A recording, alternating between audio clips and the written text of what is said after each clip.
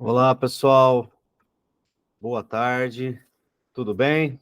Meu nome é Wassim Mogoni, pessoal. Sou advogado, professor. Tenho um canal no YouTube, no Instagram e no TikTok, onde eu trago dicas, curiosidades e conteúdos jurídicos gerais para aquelas pessoas que têm a curiosidade de estar atualizada ou que estão prestando a segunda fase do exame da OAB. Então, se você quer ficar atualizado com as notícias sobre o exame da ordem ou do mundo jurídico, me segue lá no Instagram. O meu perfil é @uassimogoni, é UASSI Mogoni. No TikTok e no YouTube é @prof.uassimogoni. Pessoal, hoje eu resolvi fazer esse vídeo para bater um papo com vocês sobre a prova da segunda fase do exame da ordem, que está marcada aí para o próximo domingo, dia 21. Tenho recebido muitas perguntas dos meus alunos do curso da segunda fase e do pessoal que me segue no canal, que optaram por fazer o exame, a prova prática, dentro do tema da disciplina do direito do trabalho, sobre a peça que vai cair, sobre alguma dica, algum comentário que pudesse ajudar aí nessa fase, né? Tá chegando na hora da prova, começa a bater aquele desespero normal, aquele nervosismo, e esse nervosismo, ele vem dos dois tipos de candidatos, né, pessoal? Vem daquele candidato que está se preparando há um bom tempo, já está com um bom volume de estudos, uma boa carga aí de atividades, já resolveu várias vezes peças, simulados, teve a sua correção individualizada, e daqueles alunos que estudaram menos, né, ou que não tiveram tempo de fazer os estudos, o final do ano acaba atrapalhando, é muita correria, as festas, né, familiares, que também é uma questão que não pode ser deixada de lado, né, e que está chegando próximo da prova. Falei, agora, professor, preciso de uma luz. Então, eu resolvi fazer esse vídeo hoje para trazer aqui alguma informação, uma ajuda adicional, né? Eu sigo aí muito pessoal, vejo, acompanho na internet, vários perfis, vários colegas que trazem, eu acredito que vai cair a peça tal, ou a minha intuição, né, de que vai cair, então, chutando aí as peças que vão cair. Pessoal, quanto a isso, não tem, né, não tem mágica, não tem como você saber quais são as peças que vão cair antes dela aparecer. O que a gente consegue dada a experiência e o acompanhamento das outras provas, né, o tempo que a gente já tem auxiliando os alunos que prestam a prova da OAB, a gente pode ter um palpite sobre uma ou outra, né, que tem uma tendência maior, considerando aí as estatísticas, né, da FGV e do exame unificado, e me comprometo aí a dar o meu pitaco também. No final do vídeo, eu vou passar para vocês quais são, né, as minhas expectativas ou qual é o meu chute sobre a peça que vai cair, né? Então, participar aí da gincana dos adivinhadores, né? Se errar, tudo bem, porque não tem como saber. Se acertar, aí ponto para o professor e ponto para quem se preparou, certo? Enfim, pessoal, eu sempre explico que as peças, principalmente de direito do trabalho, né, que é o foco principal aqui da nossa conversa de hoje, embora a gente não consiga saber exatamente qual peça que vai cair, a gente vem acompanhando, como eu falei para vocês, a FGV já há algum tempo. Então, a gente tem noção de quais são as peças, vamos dizer, as queridinhas da FGV.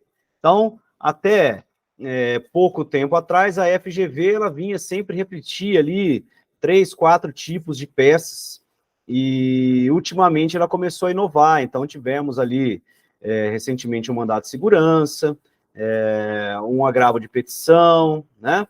Então, peças que até então tinham pouquíssima incidência nas provas da OAB.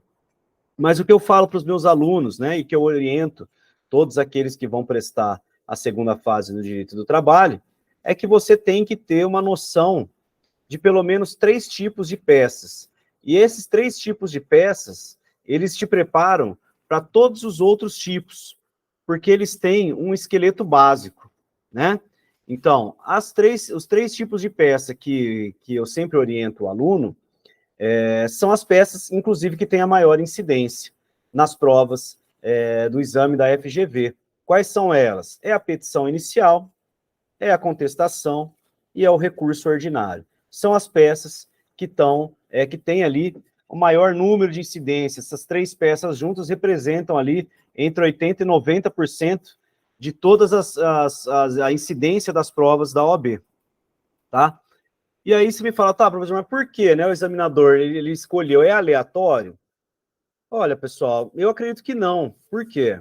Se você for no dia a dia, se você for analisar o dia a dia do advogado trabalhista, a petição inicial, a contestação e o recurso ordinário são as peças, gostando ou não, que têm ali a maior incidência prática também, tá? Elas representam ali a maioria do trabalho diário daquele que se ativa ali na justiça do trabalho. Então, o advogado que vai propor uma reclamação trabalhista, de outra parte, é o advogado que vai apresentar a defesa, e depois ali da sentença, né, é o recurso. Então, é óbvio que, a depender, se você tem um escritório que faz um específico, um contencioso, você vai ter incidência de outras peças que também estão no dia a dia. Então, um recurso de revista, um embargo de declaração, um agravo de instrumento, na fase de execução, um agravo de petição, um embargo de execução, padrão. Mas até você chegar a esses recursos, você necessariamente tem que passar por uma petição inicial, pelo menos a análise de uma petição inicial, se você não for elaborar, né, para o seu cliente como reclamante, você vai ter que fazer uma defesa e, invariavelmente, caso a sentença não seja considerada aí benéfica ao teu cliente, você vai ter que fazer um recurso ordinário. Então, são as peças que no dia a dia têm maior incidência na prova da OAB, no exame da OAB, como também na vida prática do advogado que atua na parte trabalhista, tá?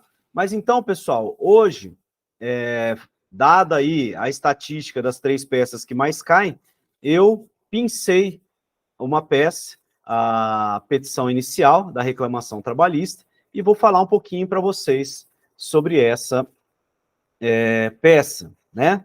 E falando para vocês que ao final do vídeo, vou dar aí o meu palpite sobre qual peça eu acredito que vai cair na prova, no próximo exame aí do dia 21. Então, pessoal, a petição inicial. Petição inicial, como eu disse já para vocês, é uma das queridinhas, né, da FGV. Ela já foi cobrada em 8 exames. Ela só perde para a contestação e para o recurso ordinário, que cada um foi cobrado, salvo engano, 10 ou 12 vezes. Então, tá ali entre, né, a top 3 da FGV. E quando cai uma petição inicial de uma reclamação trabalhista no exame, a primeira coisa que o candidato, qual é a primeira dificuldade que o candidato vai ter ao se deparar com o enunciado de uma petição inicial?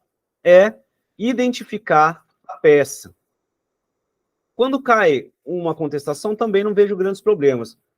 Quando a gente passa para uma parte de recurso, uma fase de recurso, os enunciados eles podem causar alguma dificuldade. Então, será que é um recurso ordinário? Será que é um embargo de declaração? Será que é um agravo de petição? Será que é um embargo de execução? Você precisa de uma análise mais detida. Mas quando vem o enunciado sobre uma petição inicial, você tem, normalmente, a incidência de termos que te ajudam facilmente a identificar essa peça, né? Então, normalmente, quando vem uma peça sobre petição inicial, o enunciado vai falar, fulano, você, como advogado, foi contratado por fulano, né? Ou traz o relato de um cliente, o cliente procurou relatando tal situação, né? Ou você, após uma entrevista com o cliente que relata que aconteceu assim, assim, assado, na sua relação de trabalho. Ou o enunciado relata uma série de erros, né? Uma série de informações, e ele exige que você, como advogado, adote uma medida para atender os interesses daquela pessoa. Então, basicamente, qual é o formato? Ele traz que é um problema, ele traz que uma pessoa te procurou, ou uma pessoa expôs esse problema para você, e que você terá que acionar o Poder Judiciário para resolver esse problema. Então, basicamente, o enunciado, quando ele traz uma peça de petição inicial, ele vai te dar esse norte, tá? Do problema, da pessoa que te procurou, que no caso vai ser o seu cliente, e qual medida cabível, né, acionando o Poder Judiciário, você deveria tomar para resolver ou para tentar pleitear esses direitos, né? E é muito importante, pessoal, fazer a identificação correta, né? Nem preciso dizer, porque se você errar a petição, se você errar essa identificação, você automaticamente zera a peça.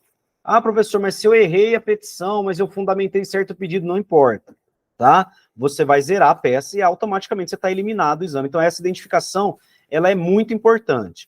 Eu entendo que a identificação de uma petição inicial, ela é mais tranquila, justamente por quê? Porque ela vai trazer, via de regra, de todas as vezes, as 8 vezes que incidiu a petição inicial na reclamação trabalhista, ela trouxe, então, esse tipo de abordagem, tá? Então, pronto. Você já conseguiu identificar que aquela peça, aquele enunciado está tratando de uma petição inicial. E a petição inicial, pessoal, como o próprio nome diz, né? Pasmem, é a peça que inicia o processo trabalhista.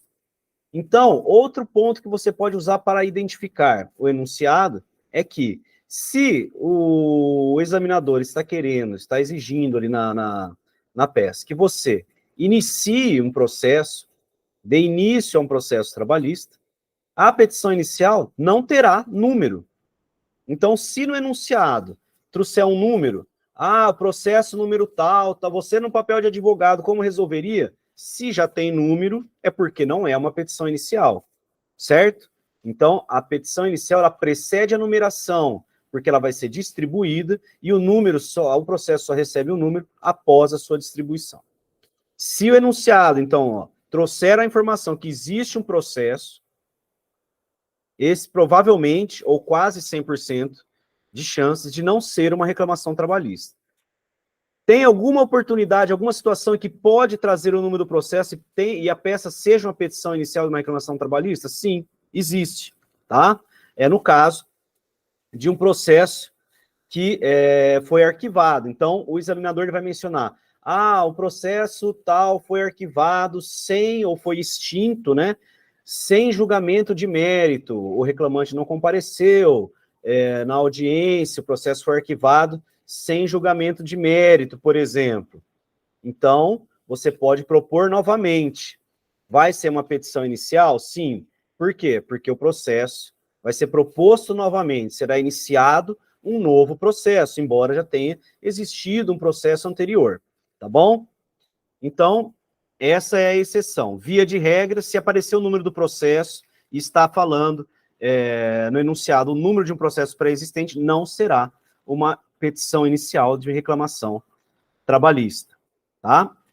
Mas quando a gente fala de petição inicial, a gente tem que ter em mente que ela pode ter diversos objetivos. Então, recentemente caiu um mandado de segurança no exame, foi questionado. O mandado de segurança, ele é uma petição inicial, demandado de segurança. Ou, por exemplo, pode cair uma petição inicial de ação de consignação em pagamento. Também é uma petição inicial. A reclamação trabalhista é outra petição inicial, certo? Mas, como eu disse para vocês lá no começo, todas essas petições iniciais, elas têm um corpo, elas têm uma estrutura básica de petição inicial. E essa estrutura básica, ela se aplica a todas as petições iniciais. Então, você tendo em mente, você sabendo essa estrutura básica, independente de qual for o objeto daquela petição inicial, trabalhista, se for mandado de segurança, ou uma consignação em pagamento, ela vai se aplicar, obviamente com as particularidades de cada uma, na fundamentação jurídica, enfim.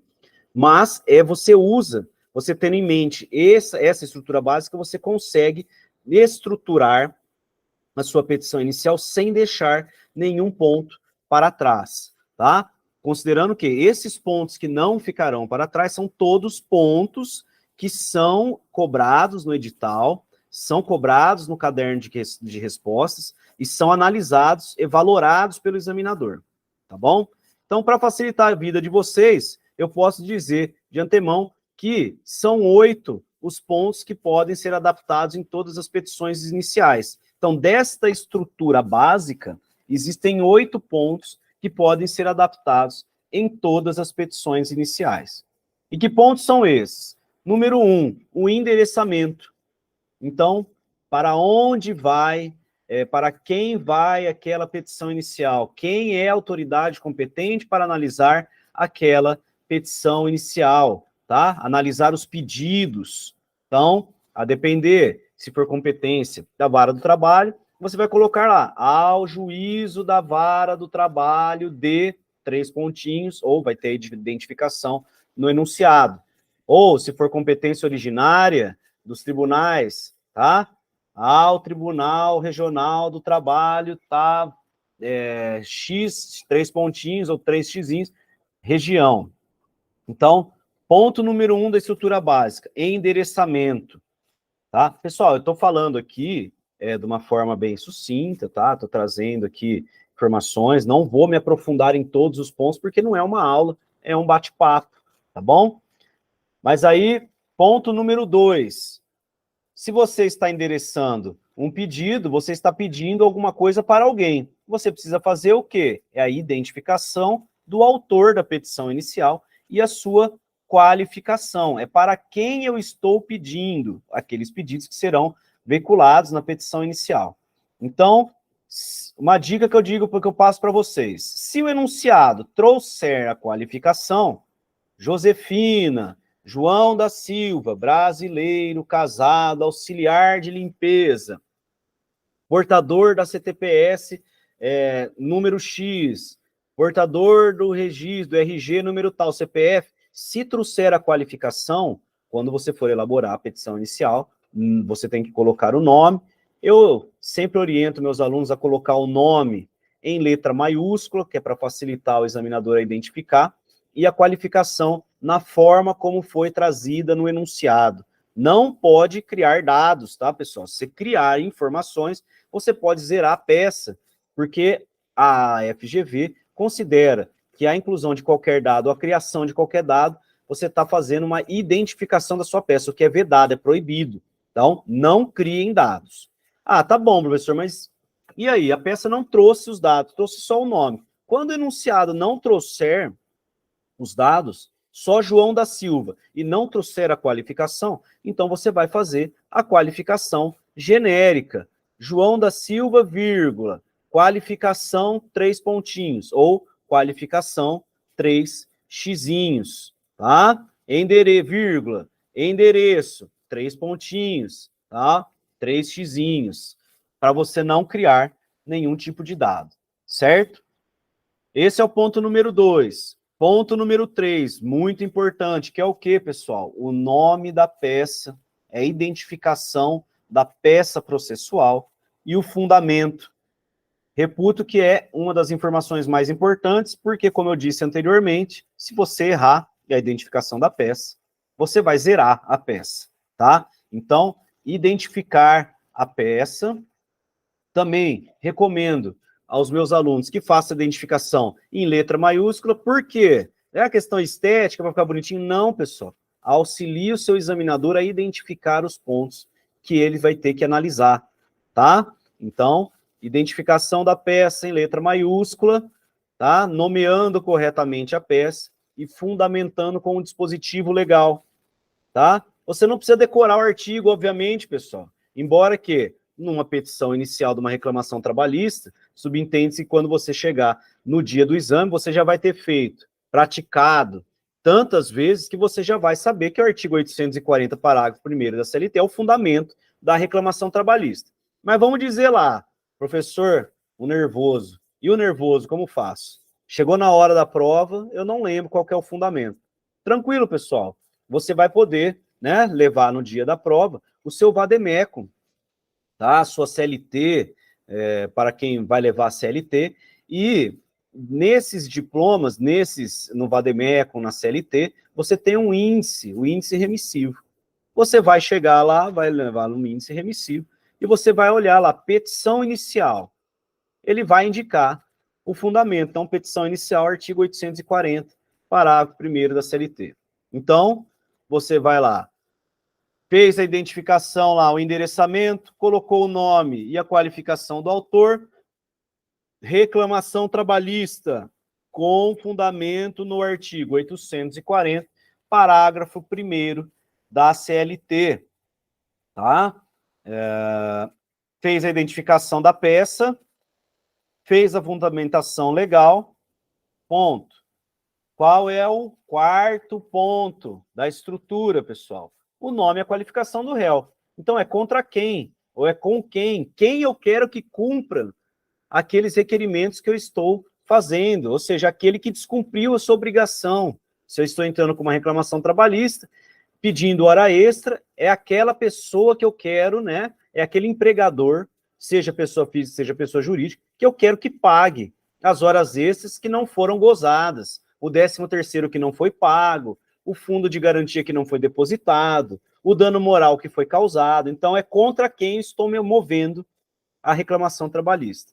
Aqui, pessoal, segue a mesma dinâmica de nome e qualificação do autor, tá? Não pode inventar dados, se não tiver os dados da qualificação, não coloque, faça de forma genérica. Se tiver os dados da qualificação, coloque conforme o enunciado, certo? Então, tranquilo. Então, retomando aqui, recapitulando. Número 1, endereçamento. Número 2, nome e qualificação do autor. Número 3, identificação da peça, nome da peça e fundamento legal. 4, nome e qualificação do réu. Ponto. Fiz isso, já falei. Para quem eu quero que analise meu processo, para quem é competente, quem é o meu cliente, é o autor. O que eu estou pedindo? Uma peça, qual é a peça? Reclamação trabalhista. E contra quem estou pedindo? O réu ou a reclamada. Passado isso, aí, pessoal, você vai chegar aonde, né, exige o raciocínio do aluno, né, o desenvolvimento intelectual da peça, que são o mérito, as teses, né? Então, pessoal, que dica que eu dou para vocês aqui nesse tópico das teses? A FGV, no espelho lá de correção do examinador, ela separa todas as teses em tópicos. Então, se tiver dano moral é um tópico, se tiver horas extras é um tópico, se tiver adicional noturno é um tópico, se tiver estabilidade é um tópico. E por que isso? Novamente, é porque fica esteticamente bonito? Não, pessoal. O examinador ele vai estar com a tua prova na mão e do lado o caderno de correções lá, né? Ou a espelho de correções. O espelho de correções dele vai estar com todos os tópicos, vai estar com os tópicos separados. Você pode fazer a peça descrevendo fluidamente, sem colocar em tópicos? Pode. Está errado? Não está. Mas você concorda que vai ficar difícil para o examinador? Ele vai ter que ficar procurando, deixa eu ver se ele falou de dano moral, onde está? Está aqui embaixo. Aí ele volta lá, está aqui. Ele falou das horas extras, você dificulta. E ninguém quer deixar o corretor, o examinador, de mau humor, né? Você quer fazer o quê? Você quer facilitar a vida dele. Então, separa em tópicos. Tópico 1, das horas extras. Vai lá, coloca. Os fatos. Fulano de tal entrava a tal hora, a jornada era de tal a tal hora. Trabalhava mais do que 8 horas diárias, tal, conforme... Posto isso, faz jus ao pagamento de horas extras conforme o dispositivo. E você cita, por exemplo, danos morais. Então, você vai abrir tópico, danos morais, letra maiúscula, pessoal. Copia os fatos trazidos no enunciado. Coloca os fundamentos. Tem direito ao dano moral porque foi lesado em sua honra, etc. Que é o momento, então, que você vai indicar, vai mostrar para o examinador que você leu o enunciado dos fatos, que você conhece o direito, fundamentando legalmente. Terminado isso, você vai fazer o quê? Vai pôr o pedido. Então, descumpriu o seu dever legal, causou dano moral, deve indenizar com base no artigo tal.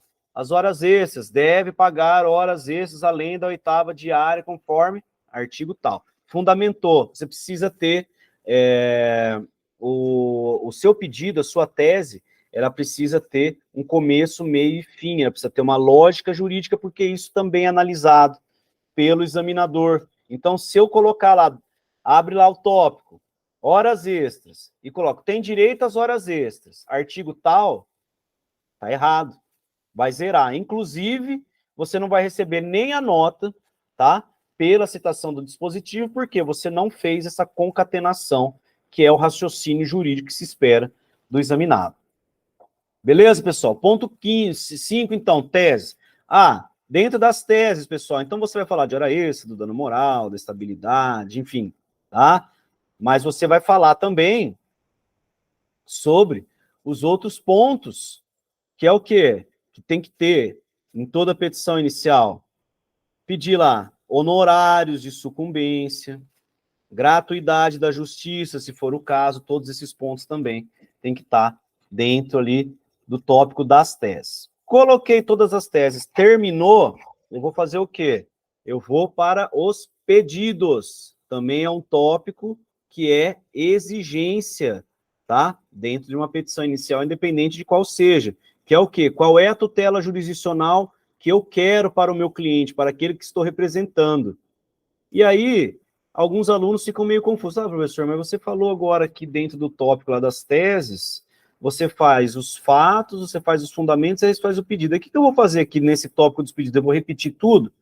Pessoal, aqui você vai dar uma concatenada, tá? Dentro desse tópico dos pedidos, você vai fazer a síntese de todos os pedidos dos tópicos acima.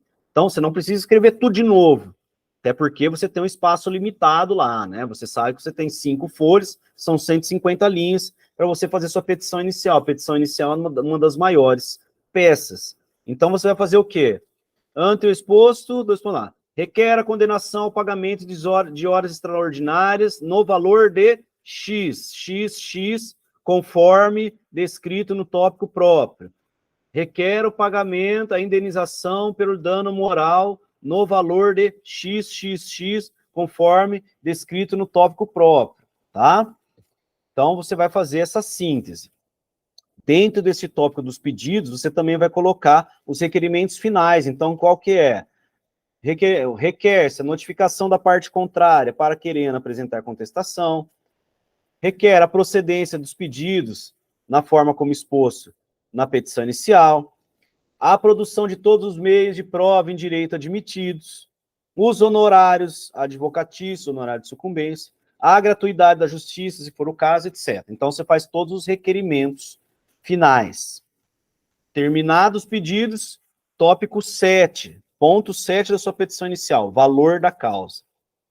Também é um outro ponto que causa alguma confusão, tá? Professor, mas eu não sei, eu tenho que calcular o valor exato. Não tem, pessoal, tá? Não é preciso saber o valor exato da causa, porque você não vai fazer a soma exata de todos os pedidos. Você vai colocar aquela disposição genérica. Dá-se a causa o valor de R, cifrão, 3 pontinhos ou XXX. Ah, mas eu não preciso pôr, precisa pôr, porque ele é um dos elementos legais que exige, tá?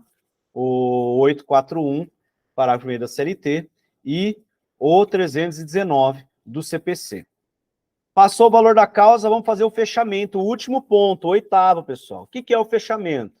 Local. Então, local, XXX, ou 3 pontinhos. Outra linha, data.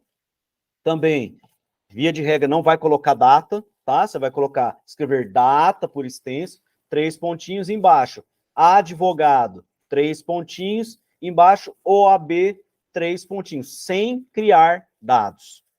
Tá bom, pessoal? Então, esses são os 8 tópicos, tá? Essa é a estrutura, dessa estrutura básica, que você pode usar em toda peça de petição inicial.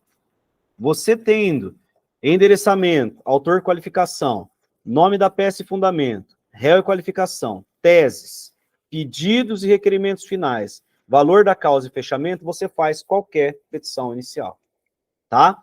Então, decore. Se você não consegue decorar, professor, são muitas informações e são mesmo. Aqui a gente está fazendo aqui um passado, eu estou passando aqui por cima, só trazendo a estrutura, mas dentro de cada um desses tem endereçamento, competência e tudo mais. Mas você sabendo os tópicos, a hora que você pegou a prova, identificou que é uma petição inicial, coloca os tópicos. Porque o que acontece? Às vezes, na hora da correria, fiz o endereçamento, fiz o autor, nome da peça, esqueci de qualificar o réu, vai perder ponto. Então, você vai ticando ali, ó, ponto a ponto. Esqueci de pôr o valor da causa, também muito comum os alunos. Tá naquele final, o tempo tá acabando, o espaço tá curto para terminar a petição, pula o valor da causa, perde ponto besta, tá? Se você tivesse checklist dessa estrutura básica, você não deixa passar nada. Tá bom? Então, pessoal, tendo domínio desse... A professora não lembra a estrutura, não consigo lembrar nem a estrutura. De novo, pessoal, você pega lá o seu código, o seu vademécum, a sua CLT, vai lá no índice remissivo, abre o artigo 841, parágrafo 1º da CLT, abre o artigo 319 do CPC, lá tem os requisitos da petição inicial. Então, você não precisa... Se você não consegue decorar, pelo menos pelo índice remissivo, você vai, a hora que você bater o olho, você já vai saber, tá? Então, pessoal, eu queria passar rapidamente sobre a petição inicial. Era esse bate-papo que eu tinha para falar com vocês aí. Mas eu não esqueci, não, prometi, né? Que no final eu ia dar meu chute na peça que eu acredito que possa ser a peça escolhida pela FGV para esse próximo exame, tá? Que vai acontecer aí no próximo domingo, dia 21. Então, eu acredito que pode vir, pessoal, né? Uma petição inicial ou um recurso ordinário. São as peças que têm mais incidência, embora tenha caído o mandado de segurança e o agravo de petição, que seriam ali a estrutura básica de uma petição inicial e de um recurso ordinário, eu acredito que essas duas peças, elas já estão há algum tempo ali no forno da FGV. Então, acredito que existe uma grande possibilidade de cair ou uma petição inicial ou um recurso ordinário nessa próxima prova. Tá? Sobre a petição inicial, nós já falamos hoje. Eu vou tentar marcar essa semana uma outra conversa, tá, com vocês para falar sobre a estrutura básica do recurso ordinário, porque também tem, pessoal, o recurso ordinário, ele tem uma estrutura básica que você consegue resolver outros recursos. Sabendo a estrutura básica do recurso ordinário, você consegue resolver um agravo de petição, um recurso de revista, tá, um agravo de instrumento. Você consegue. É o único recurso ali que não é bem um recurso, mas que serve ali como revisão, que foge um pouquinho da estrutura do recurso ordinário aos embargos de declaração. O recurso extraordinário também serve a mesma estrutura, enfim, também é um outro recurso que merece uma atenção. Vou ver se essa semana eu consigo marcar uma conversa com vocês e trago essa estrutura do recurso ordinário. Me acompanhem ali, fiquem ligados nas minhas redes sociais, que eu vou trazer, se eu for lançar essa estrutura, eu vou lançar nas minhas redes sociais. E é isso, pessoal. Então, queria trocar essa ideia com vocês. Me sigam lá nas redes sociais, repetindo aqui para quem perdeu. No Instagram, @uassimogone, é UASSI Mogone. No TikTok e no YouTube é @prof.uassimogone. Tá bom, pessoal? Bons estudos para vocês aí, boa prova e fiquem ligados. Um abraço e até mais.